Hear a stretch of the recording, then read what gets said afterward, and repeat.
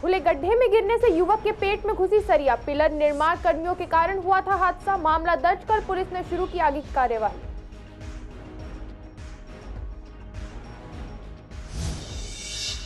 Grief 4 लागू होने के बाद भी पहले जैसा ही है प्रदूषण का हाल। AQI पहुंचा गंभीर और गंभीर प्लस श्रेणी में। ग्रेफ 4 के तहत दिल्ली में ट्रकों के प्रवेश पर बैन। आपसी सहमति के साथ खत्म हुआ धरना प्रदर्शन। 5 कच्चे कर्मियों को किया पक्का। यूनियन नेता ने मांगों को पूरा करने का किया वादा।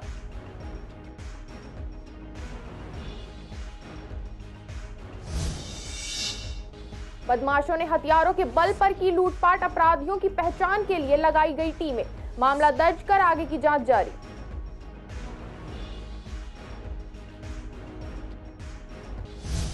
त्योहारों के मद्देनजर बस अड्डों और स्टेशनों पर बढ़ने लगी है भीड़। यात्रियों कतार में लगकर दी जा रही है एंट्री। सरकार को बसों की संख्या में करना चाहिए इजाफा।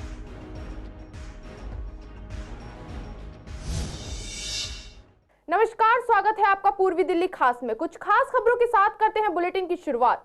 उत्तर पूर्वी दिल्ली के थाना शास्त्री पार्क किला के मछली बाजार के पास बन रहे सहारनपुर हाईवे निर्माण स्थल के पास 7:21 पर एक व्यक्ति हाईवे पिलर निर्माण के लिए खोदे गए गड्ढे में गिर गया, जिसके चलते इस व्यक्ति के पेट में सरिया घुस गया।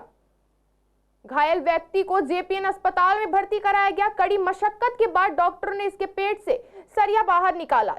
इस मामले में कैट एम्बुलेंस का एक कर्मचारी विकास भगवान बनकर आया और उसने एक कैलेंडर मशीन के जरिए सरिया को काटा और उसे तुरंत JPN अस्पताल में भर्ती कराया, जहां समय रहते डॉक्टरों ने उसके शरीर से सरिये को बाहर निकाल दिया। अब घायल व्यक्ति की हालत स्थिर बताई जा रही है। पुलिस के अनुसार व्यक्ति की पहचान सैयद के रूप में हुई।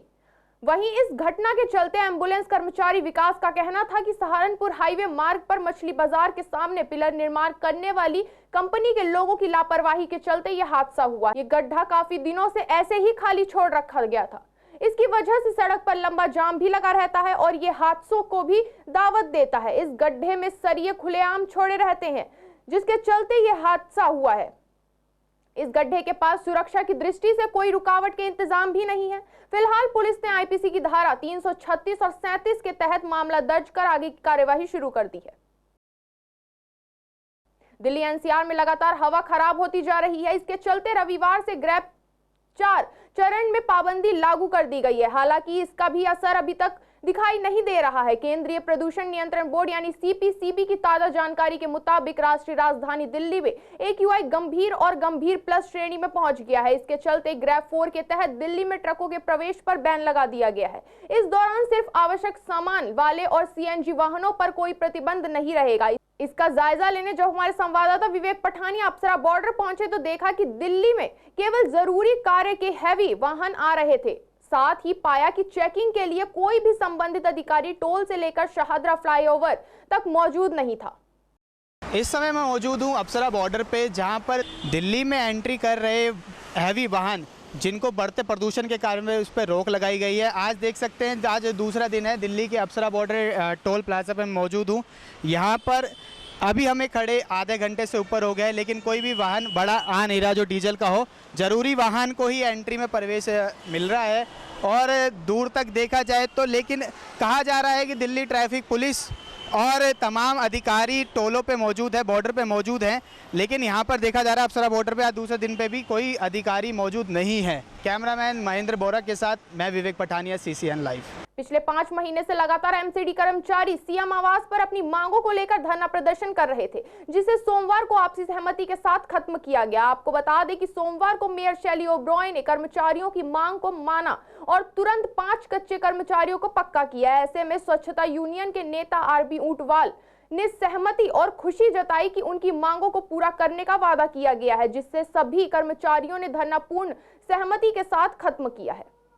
आज बड़े खुशी की बात है कि जो हम 7 जून से धरने पर बैठे थे, हमारी मेहनत रंग लाई है। मेयर साहिबा ने हमसे आज मीटिंग ली, क्योंकि आज हम मेयर का शव यात्रा निकालने की घोषणा कर चुके थे सिविल सेंटर पे। मेयर ने हमसे मीटिंग ली और मीटिंग के अंदर आज पक्कों की प्रक्रिया चालू कर दी है।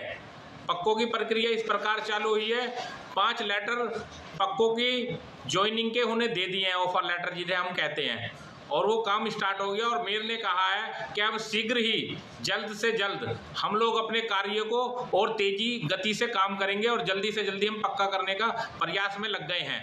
मेयर साहिबा ने बैठक बुलाई संगठन को और वहाँ जो 98 से 2000 वाला बैच था उनमें से 5 आदमी जिनकी फाइलें कंप्लीट थी उनको ज्वाइनिंग लेटर दिए गए। तो जो प्रतिक्रिया हमने ठानी थी कि जब तक कच्चे कर्मचारी पक्के नहीं होंगे तो जब तक हम हटेंगे नहीं, तो उसी कड़ी में हम अपना आंदोलन करते रहे, जिसका रिजल्ट आज पॉजिटिव आया निकल के। 98 से 2000 वाला जो बैच है उसमें से 5 कर्मचारी पक्के कर दिए हैं और उन्होंने ये भी कहा है हमें कि दिवाली के बाद जो लेफ्ट आउट है 96 to 98 वाले रह गए हैं। राजधानी दिल्ली में बदमाशों के हौसले बुलंद होते जा रहे हैं। बदमाश आए दिन लूट, हत्या, चोरी और डकैती जैसे मामलों को अंजाम देकर पुलिस के लिए सरदर्द बने हुए हैं। ताजा मामला उत्तर पूर्वी दिल्ली के थाना ज्योति नगर इलाके के इंडियन ऑयल पेट्रोल पंप के सामने एलिस फ्लैट में इलेक्ट्रिक शॉप का है, जहां पर बीती रात बदमाशों ने हथियारों के बल पर 2.5 लाख नगद cheque, credit card, debit card, Aadhaar card और पैन कार्ड को लेकर बदमाश फरार हो गए। उत्तर पूर्वी दिल्ली के DCP doctor Joy and Tirkey के अनुसार घटना करीब 8:30 बजे रात्रि की बताई जा रही है। सचिन गुप्ता रात करीब 8 बजे अपनी दुकान से घर जाने के लिए निकल रहे थे, तभी 4 लोगों ने बंदूक की नोक पर उनसे लूटपाट की। बताया जा रहा है कि 2 मोटरसाइकिल पर सवार बदमाश मौजूद थे। उनके मुताबिक लुटेरों ने मोबाइल फोन, रुपए से भरा बैग जिसमें 2.5 लाख रुपए नगद cheque, credit card, debit card, Aadhaar card और पैन कार्ड लूट के ले गए थे। इलाके में सीसीटीवी फुटेज पुलिस खंगाल रही है और अपराधियों की पहचान के लिए कई टीम लगाई गई है। फिलहाल पुलिस ने मामला दर्ज कर आगे की कार्यवाही शुरू कर दी है। कल यहाँ पे भाई साहब के साथ में हादसा हो गया। वो 4 लड़के आए थे कोई बाइक पे और बैग वगैरह लेके चले गए। उनका तो भाई साहब ही बता सकते हैं क्या क्या था। बाकी कैश वगैरह भी था, वो बाकी एक मोबाइल भी था उनका, जो मुझे बता रहे हैं वो जी। और चेक बुक वगैरह भी इसी में रहती है और क्रेडिट कार्ड। त्योहारों का सीजन है और ऐसे में लोग त्योहार मनाने के लिए अपने अपने घरों की तरफ रुख करते हैं। ऐसे में बस अड्डों और रेलवे स्टेशनों पर भीड़ बढ़ने लगती है। जैसा कि हम सब जानते हैं कि लोग अपने अपने घरों को जाने के लिए बसों और ट्रेनों का सहारा लेते हैं। ऐसे में यात्री मानते हैं कि जैसे जैसे त्योहारों के दिन नजदीक आते हैं वैसे ही बसों में भीड़ बढ़ने लगती है और यात्रियों को दिक्कतें भी होने लगती हैं। ऐसे में सरकार को बसों की संख्या में इजाफा करना चाहिए जिससे लोगों को दिक्कतें ना हो। साथ ही ट्रेन में भी भीड़ बढ़ने लगी है। आनंद विहार रेलवे स्टेशनों पर भीड़ बढ़ रही है और यात्रियों को कतार में लगकर एंट्री दी जा रही है। ये दिवाली पे अपने गांव जा रहा है। हम लोग इसके दिल्ली में केयर टेकर हैं और ये अपने गांव में जा रहा है। दिल्ली में पढ़ाई करता है, चंदौसी करके जगह, वहाँ जा रहे हैं। हाँ जी, रोड बस चेंज कर दिए इन्होंने, डाइवर्शन कर दिया, तो वो थोड़ा समझ नहीं आया है।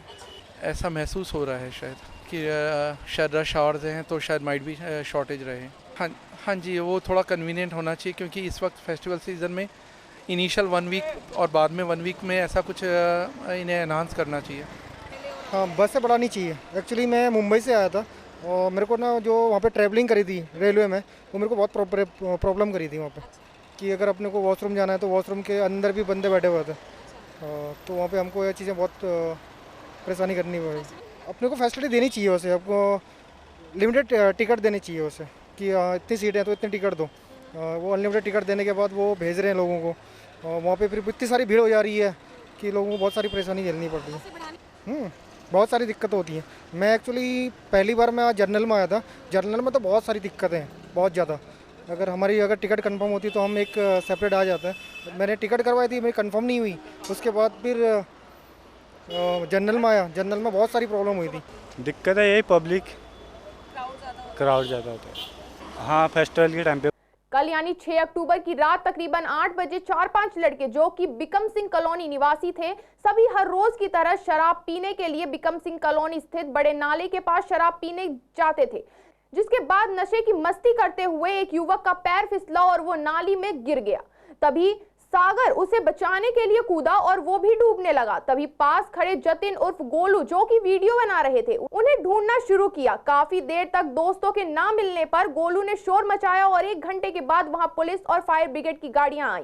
काफी मशक्कत के बाद उन्हें नाले से बाहर निकाला गया। नाले से निकालने के बाद उन्हें हेडगेवर अस्पताल पहुंचाया गया, जहां डॉक्टरों ने उन्हें मृत घोषित कर दिया। पुलिस ने शवों को पोस्टमार्टम के लिए भेज दिया है।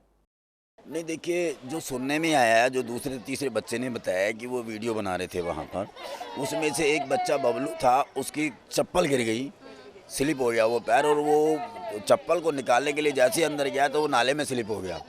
उसको बचाने के लिए सागर नाम का एक लड़का था, 32 साल उम्र उसकी, वो उसको बचाने के लिए जैसे गया तो वो भी अंदर चला गया। एक दूसरे को बचाने के लिए वो लोग डूबने लगे, तो जो तीसरा लड़का जो वीडियो बना रहा था, उस बच्चे का नाम है गोलू, उसने उसको खींचना चाहा फटाफट, उसने उसको अपनी कमीज ऐसे उतार के फटाफट की पकड़ इसको पकड़, लेकिन वो कमीज पकड़ नहीं पाया और वो बच्चे दोनों के दोनों उसमें डूब गए। वही वीडियो जो है पुलिस को दी है, उसी वीडियो की वजह से उन बच्चों की डेड बॉडी कहाँ हो सकती है उसकी मदद उससे मिली और बॉडी निकालने में पुलिस सफल हुई। पुलिस ने तत्परता दिखाई है और बहुत जल्दी वो डेड बॉडी बरामद कर ली है। कल शाम की 8:30 बजे की बात है। हम पी खा रहे थे साथ में 4 जने, 5 जने थे, एक तो भाग गया था पहली। फिर वो सागर भाई ने उससे लंबी छलांग मारी थी बचाने के चक्कर में उसे। वो यूँ कर रहा था हाथ खड़े, भाई डूब रहा हूँ, इसलिए उन्होंने छलांग मारी थी। फिर थोड़ा आगे चलते तैरते यूँ करते फिर मैंने आगे से नाले में घुस के मैंने कमीज पकड़ाई। उसके बाद में हम ढूंढते आगे तक गए थे उनको, हेडग्वार वाली पुलिया तक। उसके बाद हम वहाँ पे चल के इन्हों के फ़ोन वोन आने लग गए घर वालों के, तब ये वहाँ पे आ गए पुलिया पे। फिर पुलिस वगैरह सारी, फायर ब्रिगेड्स वगैरह सारी आ गई। फिर वहाँ पे पुलिस वालों ने छानबीन करी, गोताखोर आ गए। उसके बाद गोताखोर शाहदरा डिस्ट्रिक्ट के मानसरोवर पार्क की क्रैक टीम ने कुख्यात स्नैचर को गिरफ्तार किया है। इससे कई केसों का खुलासा हुआ है। एसएचओ प्रशांत यादव ने इस केस को सुलझाने के लिए टीम को काम सौंपा। पुलिस ने घटनास्थल के आसपास के 40 से ज्यादा सीसीटीवी फुटेज खंगाली। एक फुटेज में बाइक का नंबर पता चला जो नंद नगरी से चोरी हुई थी। पुलिस को सूचना मिली थी कि आरोपी नत्थुपुरा चौक पर आने वाला है। पुलिस वहां पहुंची, आरोपी पुलिस को देखकर भागने लगा। तभी क्रैक टीम और बीट कांस्टेबल ने आरोपी को गिरफ्तार कर लिया। आरोपी से एक मोबाइल फोन भी बरामद हुआ है। बढ़ते वायु प्रदूषण के कारण सांस लेने में तकलीफ, आंखों का लाल होना, गले में खराश जैसी कई परेशानियों का लोगों को सामना करना पड़ता है। प्रदूषण का सबसे बड़ा कारण स्मॉग है। फॉग में हानिकारक गैसों से मिलने की वजह से स्मॉग बनता है, जो हमारी सेहत के लिए इतना हानिकारक होता है कि इससे फेफड़े का कैंसर होने का खतरा भी रहता है। इसी को लेकर जब हमारे संवाददाता विवेक पठानिया ने पूर्वी दिल्ली के हॉस्पिटलों का जायजा लिया तो डॉक्टरों से बात की तो पता चला कि बढ़ते प्रदूषण को लेकर सांस के मरीजों की संख्या 60 से 70 तक पहुंच गई है। डॉक्टरों का कहना है कि दैनिक ओपीडी मरीज भी प्रदूषित हवा के कारण सांस में दिक्कतों की वजह से पीड़ित हैं। देखिए, दिल्ली के अंदर जो है जिस स्तर से प्रदूषण जो है वो बढ़ता जा रहा है और पिछले 3-4 दिनों में हम ये देख रहे हैं कि ये अपना जो PM 2.5 की मात्रा है ये कंटिन्यूसली बढ़ती जा रही है। साथ साथ इसके जो है वो धूल मिट्टी और प्रदूषण भी इतना ज़्यादा बढ़ता जा रहा है। इसके चलते जो अच्छे खासे हमारे स्टेबल पेशेंट्स हैं वो भी सांस की दिक्कत लेके आ रहे हैं। बहुत सारे जो है वो हार्ट के पेशेंट सांस की दिक्कत लेके आ रहे हैं, बहुत सारे लंग्स के पुराने पेशेंट सांस की दिक्कत लेके आ रहे हैं। और घरों में जो है लोग मास्क लगा के और एयर पोल्यूशन से बचने के लिए बिल्कुल घरों से बाहर जो है वो निकलने से डर रहे हैं आज की डेट में। अब हम अपनी ओपीडी में ये देखते हैं जहाँ पे हमारे को कहीं पे भी 60 से 70% मरीज जो आ रहे हैं वो एयर पोल्यूशन की वजह से सांस की दिक्कत लेके ही आ रहे हैं हमारे पास। करीब 10 से 20% जो पेशेंट्स हैं जो सांस की बीमारियों से पीड़ित होकर पॉल्यूशन के कारण आए हैं वो बढ़ गए हैं, चाहे आउटडोर हो या IPD एडमिशन हो, इवन ICU एडमिशन्स हो। तो ऐसा मानिए कि हर 10 में से 2 मरीज इस वक्त सांस की बीमारियों से पीड़ित आ रहे हैं। और सांस की बीमारी क्या है, जिसको खांसी है वो लंबी खांसी चल रही है, लंबी कॉफ है, स्नीजिंग है, हेडेक है और ओवरऑल हेल्थ भी जैसे कमज़ोरी, बहुत फैटीग आती है, शॉर्टनेस ऑफ ब्रेथ है, मतलब सांस लेने में दिक्कत आ रही है, डिफ़िकल्टी इन ब्रीदिंग है। ये सारे सिम्टम्स इसमें आ रहे हैं। और इसमें ख़ास तौर से जो बच्चे हैं या एडल्ट हैं जिनमें लाइफस्टाइल डिजीज़ है और उसमें अगर सेकेंडरी इन्फेक्शन और हो जाए पॉल्यूशन के साथ और बैक्टीरियल, तो वो खांसी और बलगम के साथ आते हैं। ख़ास तौर से पीला बलगम होता है और शॉर्टनेस ऑफ ब्रेथ होती है, सांस लेने में तकलीफ़ होती है। तो उनको कई बार वार्ड में या ICU में भी एडमिशन करना पड़ रहा है। सबसे पहले मेरा कहना है प्लीज़ वियर योर मास्क, चाहे N95 पहने या N99। ये जो गमछा बांधना, रुमाल बांधना, इससे नहीं चलेगा, क्योंकि हर एक का पर्पज़ है। N95 या N99 मास्क 95% या 99% जो पर्टिकुलेट मैटर है उसको फ़िल्टर करता है और एयर को फ़िल्टर करके तब भेजता है, जिससे कि जो आप एयर ब्रीथ करते हैं उसमें सिर्फ ऑक्सीजन होनी चाहिए। ईडी द्वारा मुख्यमंत्री अरविंद केजरीवाल पर शिकंजा कसता नजर आ रहा है। लगातार खबरें मिल रही हैं कि जल्द ही मुख्यमंत्री अरविंद केजरीवाल को भी गिरफ्तार कर लिया जाएगा। ऐसे में जब हमने पूर्वी दिल्ली की जनता से यह जानना चाहा कि अगर सीएम को गिरफ्तार किया गया तो क्या जेल से सरकार चलेगी, तो जनता मानती है कि अगर मुख्यमंत्री को गिरफ्तार किया जाता है तो सरकार को खुद ही इस्तीफा दे देना चाहिए, बजाय इसके कि सरकार जेल से चलाई जाए, क्योंकि जेल से सरकार चलाना सही नहीं होगा और इससे जनता पर क्या असर पड़ेगा। मुख्यमंत्री जेल में हैं और सीएम को तो इस्तीफा देना चाहिए। इसे लेकर हमने आम आदमी पार्टी के विधायकों से बात की। विधायक सेंट बग्गा का कहना था कि मुख्यमंत्री ने मीटिंग की। हम सभी विधायकों ने एक आवाज में कहा कि अगर केंद्र सरकार ईडी के साथ मिलकर तानाशाही करती है, दिल्ली के मुख्यमंत्री को अगर जेल में डालती है, तो हम सभी विधायक जेल जाने के लिए तैयार हैं। हमारे साथ जनता भी जेल जाने का तैयार है। सरकार चलेगी जेल से कोई डर नहीं रहा। सभी विधायक भी तैयार अंदर जाने को। मुहिम चलाएंगे हम, जेल भरो, इनको खुश करो, जेल भरो। मिसयूज़ कर रहे हैं पावर का, ऐसा नहीं करना चाहिए कभी। इनकी बारी भी आएगी, टिट फॉर टैट। मैं भी कोई गलत काम करूँगा तो मेरे को भी उसका हर्जाना भुगतना पड़ेगा। तो मैं प्रार्थना करता हूँ ऊपर जो भी बैठे हैं कि ऐसा कार्य ना करें जिससे कि पब्लिक भड़क जाए। सिसोदिया साहब और संजय सिंह जी को इन्होंने गिरफ्तार किया। इन्होंने कोई फ़र्क नहीं पड़ने वाला, काम करेंगे, पब्लिक हमारे को चाहती है। कोई इस्तीफा नहीं, सरकार चलेगी जेल से, ये बिल्कुल फैक्ट है। ये डालेंगे जेल में। इन्होंने एक ऐसी हवा बना दी है कि लोगों में बता दिया है कि हम इनको गिरफ्तार करेंगे। लोग बीजेपी कह रहे हैं आप गिरफ्तार हो गए, हमारे को पता नहीं है। हम तैयार हैं गिरफ्तारी के लिए, सभी विधायक भी जाएंगे अंदर, कोई दिक्कत नहीं। हर व्यक्ति कह रहा है कि हम अरविंद केजरीवाल के साथ हैं, तो मोदी साहब को ऐसा नहीं करना चाहिए। कि जेल में बैठे कभी सरकार चलती है क्या? मेरा तो एक ये है अपने प्रशासन से, अपने सरकार से कि भैया इस सरकार को बर्खास्त करो, दोबारा से इलेक्शन करो। उसके बाद जो भी किसी भी पार्टी की सरकार बने, किसी पार्टी का सीएम बने, वो अपना दिल्ली शहर को चलाए। अब जेल में बैठ के थोड़ी कभी सरकार चलाई जाती है। जेल में बैठ के तो हमने देखा है पिक्चरों में या कहीं और कि वहाँ पर गलत लोग बैठ के गलत काम ही चलाते हैं। तो जेल में बैठ के तो गलत काम ही हो सकता है। जेल में बैठ के तो वही सरकार नहीं चल सकती कोई। कि जो सरकार है वो एक डेमोक्रेसी सिस्टम है, तो अगर दोष साबित होता तो ईडी उसको गिरफ्तार करने के बाद में हमारे विचार से कि सरकार को चलाने के लिए एक जेल से नहीं चल सकती, क्योंकि अगर दोष साबित हो जाता है तो दोष साबित होने के बाद में उसको अरेस्ट करें। अगर दोष साबित नहीं होता है तो इनको अरेस्ट नहीं करें, और अगर मान लो दोष साबित होता है तो इसको अरेस्ट करने के बाद में यहाँ पे दिल्ली के अंदर विधानसभा चुनाव होने चाहिए, जिससे कि एक बिना एक धब्बा लगे हुई बिना धब्बे लगे हुए व्यक्ति एक दिल्ली का सीएम बने।